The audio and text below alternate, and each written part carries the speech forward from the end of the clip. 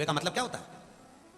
केवल नुक्ती खा लेना किसी के मरने के बाद, या गुलाब जामुन या पूरी सब्जी या रायता, इसको 13वां नहीं कहा गया। 13 चीजें मनुष्य के जीवन में ऐसी होती है जो मनुष्य को खुद करना पड़ता है, कोई दूसरा नहीं करता।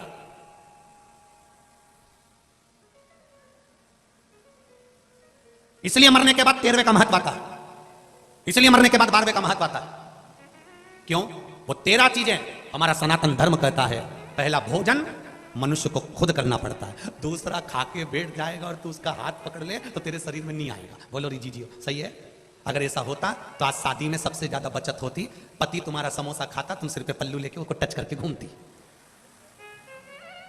एक प्लेट का भोजन बच गया कि नहीं बच गया? सवेरे पत्नी चाय पीती, पति उसको टच कर लेता, पी ले तू पी ले, मैं तुझे टच करा। बचता कि नहीं बचता?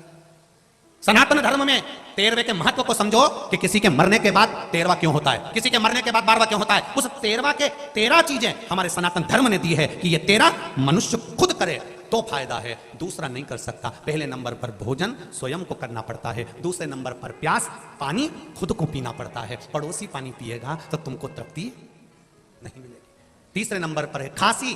अब तुम्हें खांसी आ रही है, तुम पड़ोसन से कहे तू खांस ले, खांस, पड़ोसन खांस लेगी तो तेरी खांसी ठीक हो जाएगी? नहीं, खांसना भी खुद को पड़ता है। छींकना, जैसे ही छींका इतने में तुम्हारे पति से छींका, छींकेगा, छींकना भी स्वयं पड़ता है। नींद, तुम्हारे बत्तल का कोई दूसरा सो भी जाएगा ना तो तुम्हें लाभ नहीं मिलेगा। नींद भी स्वयं को ही लेना पड़ेगा, स्वयं को नींद लेना स्वयं। 5वें नंबर पर, 6ठे नंबर पर आती है फिर उबासी। जो आप मुंह खोलकर उबासी लेते हो, ये भी कोई दूसरा नहीं ले सकता, ये अपने को खुद की लेना पड़ेगा। फिर आया दुख।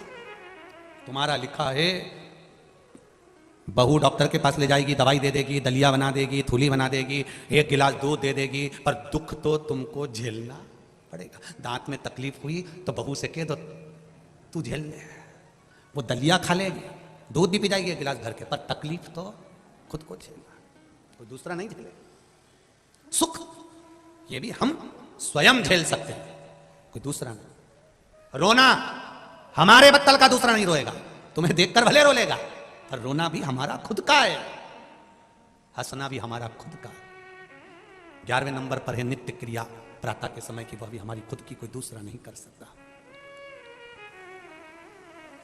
फिर है पीड़ा सहन करना।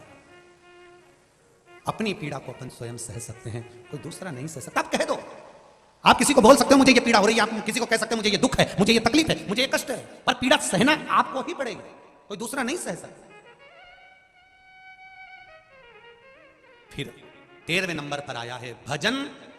आपका भजन आपको खुद करना पड़ेगा, कोई दूसरा नहीं कर सकता, आपके हिस्से का आपको ही करना। ये 13 मनुष्य के कर्म हैं जो मनुष्य को खुद करना पड़ते हैं, कोई दूसरा नहीं करता। जब मनुष्य ये 13 में से 12 जैसे आपने अपने लिए करा है, उसी तरह 13वें नंबर का भजन भी आपको खुद को अपने लिए करना पड़ेगा। कोई कह दे कि साहब वो दादाजी मर गए और उनके निमित्त से हमने पंडित जी को भोजन कराया, पंडित जी भोजन कर लेंगे, मना नहीं है, पंडित जी को भोजन करने में मना नहीं, ब्राह्मण भोजन कर लेगा, मना नहीं है, पर निवेदन है, भोजन करने की मना नहीं है, उसके निमित्त के भोजन करने की मना नहीं, पर जीते जी अपने द्वारा किया हुआ कर्म का भोग अपने को भोगना है, स्वयं के लिए। 13वें नंबर का है भजन, जो स्वयं को करना पड़ेगा, स्वयं के लिए। एक बहन जी ने लिखा है